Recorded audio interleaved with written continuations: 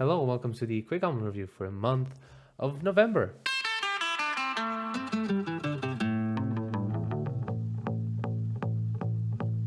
Let's just jump right into it with Joji Smithereens. God damn it, Joji. This is basically Die For You, Yukon, and Glimpse of Us, and then other songs that I couldn't care less about, honestly. Like, god damn it, the other songs just fly past me, and I couldn't care less about them. But those three, yeah, they make up the album. They make the album seem at least somewhat good, somewhat enjoyable, and that's why it is a 6 out of 10.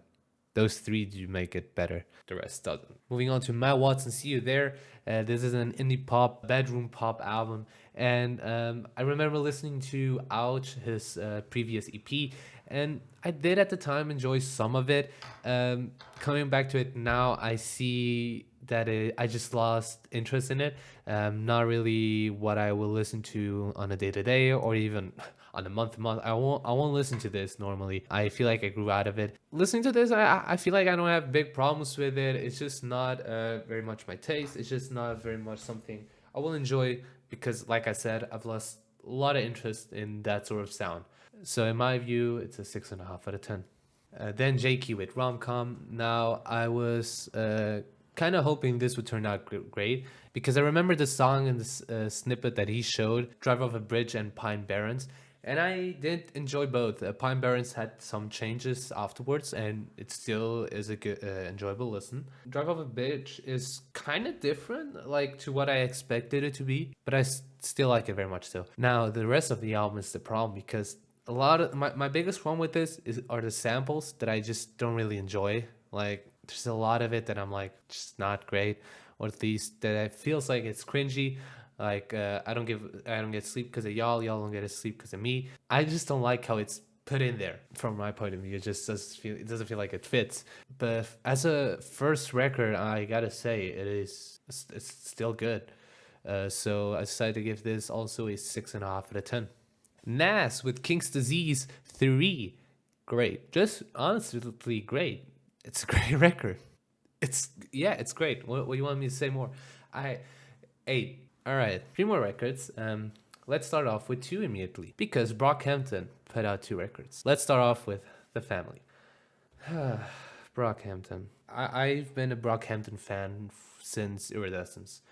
As soon as that dropped, I became a fan of it, and I went back to their catalog and listened to pretty much everything. I didn't listen to All American Trash just because I just didn't care, but the Saturation trilogy is, in my opinion, the best trilogy I've listened to ever. These 2 records, the only thing that they have for me is that emotional feeling that it's ending. There are highlights on here, Big Pussy being one of them, and many things that Kevin like talks about, raps about are good. Like I enjoyed hearing those lyrics, but when it comes to it being musically, it's just Any Way You Want Me is a good song because that bass, goddamn, is just orgasmic. But all in all, it feels like it's lacking for a Brockhampton album. So 6.5. And let's move straight on to TM because for a Brockhampton album, I still feel like it's also lacking a lot. Even though it has more highlights, Man on the Moon is incredible. Like honestly, I spent like 4 or 5 days listening to that song on and on and on and on again. Goodbye and Crucify Me are the 2 other ones that I just, wow, wow. In every Brockhampton album, they're just like those few songs are just like perfect. Those 3 are from in my case. It is actually the first time where I come out of a Brockhampton record, feeling like, damn, I want more. Like, just doesn't feel like enough. But the emotion of it ending does lift up everything a bit. Like it made it a bit more enjoyable. Just like, fucking hell, it's over now. It's a 7. I prefer this over The Family. Just goddamn, it feels disappointing in a way, seeing how the other ones are all minimum 8s. I don't know. Maybe they'll grow on me. Let's keep it at that. Maybe they'll grow on me someday.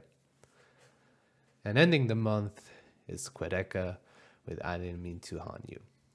Almost a perfect record.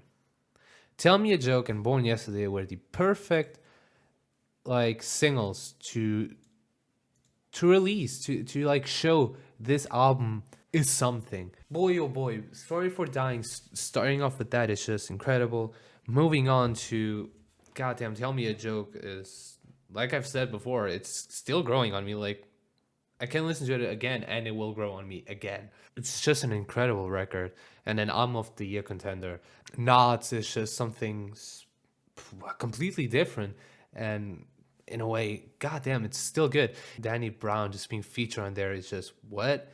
Fractions of Infinity is also one of those songs that I was looping for like 5 days continuously. The only small problems I have with this, even though I get it conceptually, I just when I listen to it casually, I'm not a big fan of the static at the end of the last song, so I always tend to skip it or just ignore it, even or sometimes even ignore the last song.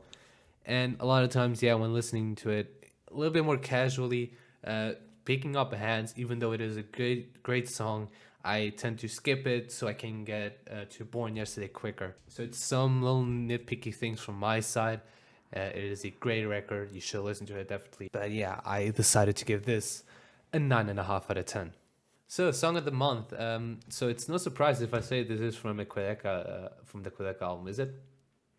It could have been Man on the Moon, yes, but I'm honestly going to give it to House Settling, just because, boy oh boy, Danny Brown is just a legend. It's just incredible. I love Danny Brown. Goddamn, my man is just astonishing wherever he is, and he just adds a lot to this record, a lot of punch to this song specifically, and the Dead to Me part just is perfectly done by Quadeca. To summarize it in one word, wow. And then for the single of the month, I decided to give this to Gorillaz' Baby Queen. Gorillaz is just one of those bands where I'm like, I don't really feel like I'm interested in a lot of it, but when I do listen to it, it's just great. Like I have not really listened to any of their albums besides their last one, and it's great. And even this, it's really good, and it makes me feel even more hype about the upcoming record, because if the last one was good and if they're bringing out many good songs right now, I feel like this shouldn't fail. Hopefully it doesn't. We don't know. But yeah, this was it for November. Hopefully December I can upload it in time, and shortly after that, the top albums of the year or whatever that's going to be named. I hope you enjoyed this video. I hope you liked it. Yeah, thank you for watching. See you in the next one. Bye.